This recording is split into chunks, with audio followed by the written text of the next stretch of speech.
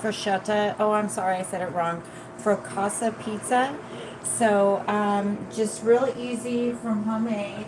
I'm going to start with a little olive oil, which I forgot to take out. I'm going to start with a little olive oil in here. About 2 tablespoons.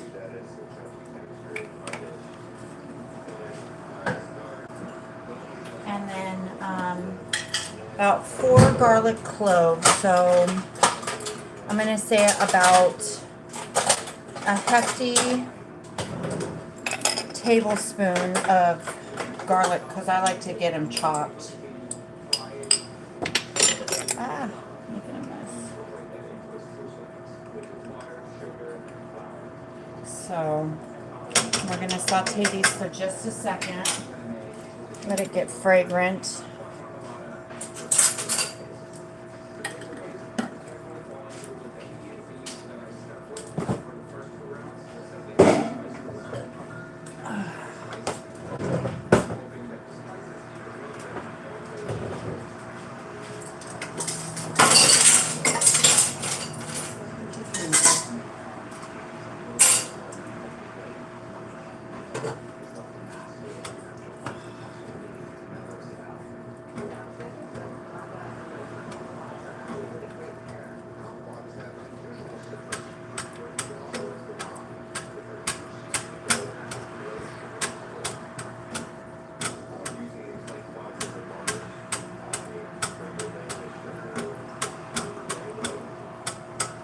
Get it all nice and fragrant and just let the oil and the pan heat up together. So this should be a pretty good. I just found this recipe. I couldn't find the other one that I used last time because I've made this recipe one time before. It turns out pretty good, nice and fluffy. Well, not this recipe for the pizza recipe, so, but this is going to go on it. So, and the sauce was amazing last time. I hope I don't know if this was the same one, but we'll see. So the recipe, I will link it, but it calls for, if it has a description, but if it calls for 20 minutes of simmering time, I'm going to simmer it for probably about an hour. I think that it brings out a more flavorful sauce. So, and I'll add a little water in it. Oh, I forgot to turn on the oven or the stove. How funny. Okay, turn your oven or your stove to medium and just let that heat up for a second.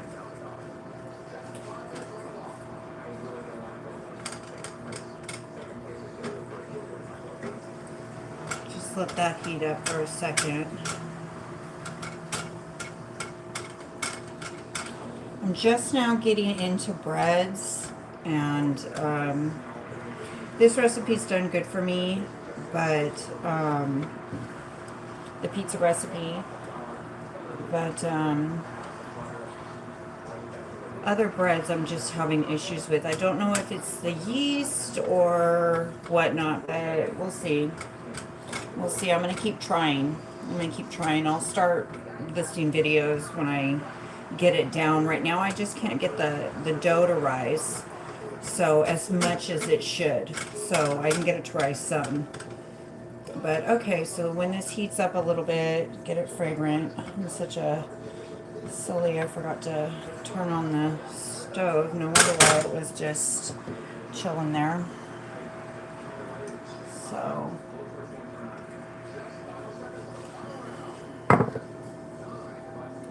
I'm going to turn it up just a little bit past a little medium high side, but not too high because the garlic will burn pretty fast. But just want to get it fragrant. And in the meantime, you know what I'm going to open? Oh, I don't have anything to open. Thought I had to open a jar. Now I'm going to do these crushed tomatoes, or not crushed tomatoes. I'd like to do the whole tomatoes and then you crush them in there. I don't know what it is, but it just comes out a little bit tastier. So, but I'm going to be in this kitchen all day today. The pizza dough takes like forever to rise. I made it yesterday, and I'll link that video later, but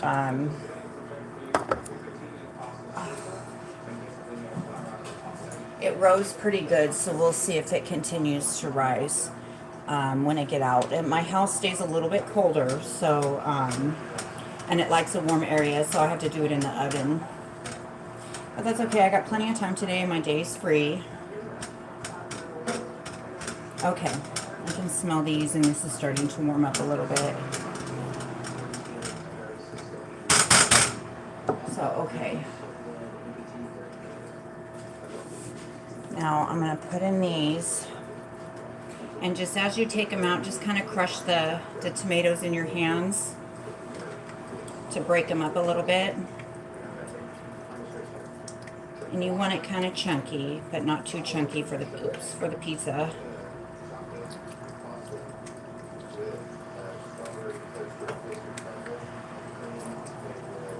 And you want all that nice juice in there.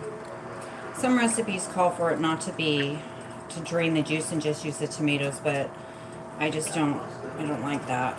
I like all the juices in there, and I'll boil it out as it simmers, I mean.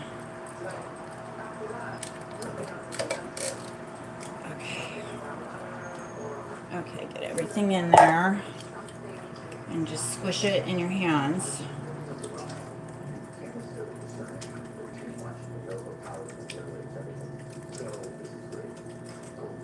And the pizza dough, I think I'll take out, see it's 8 o'clock right now, I'll take it out about 11, because it'll definitely take like, I don't know why these recipes say that it takes 20 minutes or an hour for it to rise. Mine took like 3 hours, maybe 4 hours to rise. So I don't know what these recipes are talking about. And I know damn well a spaghetti sauce takes longer than 20 minutes to make. So sometimes I'm just saying you got to keep watch of the recipes. So, but they always come out so delicious. Okay.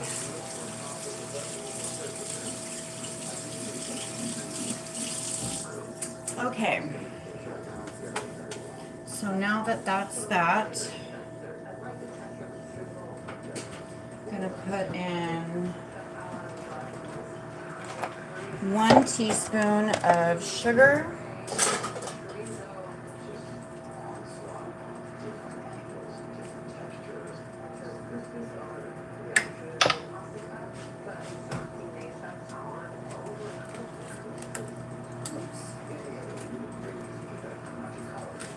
And 1 teaspoon of dried oregano.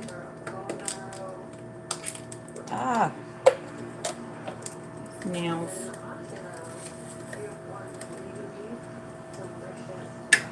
Okay. And then 1 teaspoon of basil.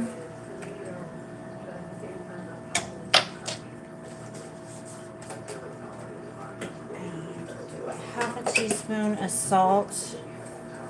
So I'm not going to simmer it for maybe about an hour, maybe. So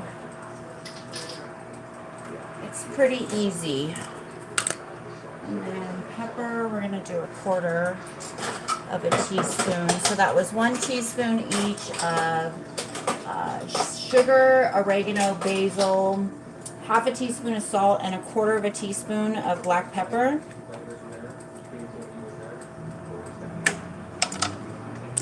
And then I'm going to do 1/4 of a teaspoon of crushed red pepper flakes. Just to give it a little spice, because we like it spicy. So, and then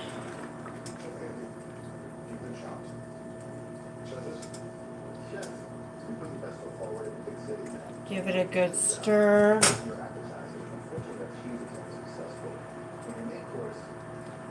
Should be good. Okay.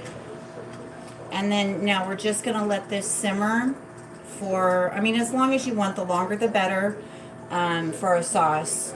So, I mean, but that was really quick. That was really quick. It didn't cost much to make. I had all the spices here. The pizza wasn't too expensive either, and I'll be on later when I get the pizza going about 11. This is, I just wanted to get the sauce done, and I'll show you the finished product of the sauce. But for right now, I'm going to let this simmer And I'm wondering when I should put in, because it says to put in the red wine vinegar at the end, but I don't really I don't want a lingering taste of vinegar in mine. And I know with most of my sauces, I put it in, I let it get to a boil, and then I put in the chicken broth. So I think I'm going to put in the vinegar now. So 1 tablespoon of, 1 tablespoon of red wine vinegar. And just put it in here. Give it a good stir and let all the vinegar just cook out of there. So I think that's much better than, I guess since it's a marinara, I'm not quite sure, but you're going to let it cook for at least about an hour and let it simmer. And okay, I'll be back. How do you turn this off?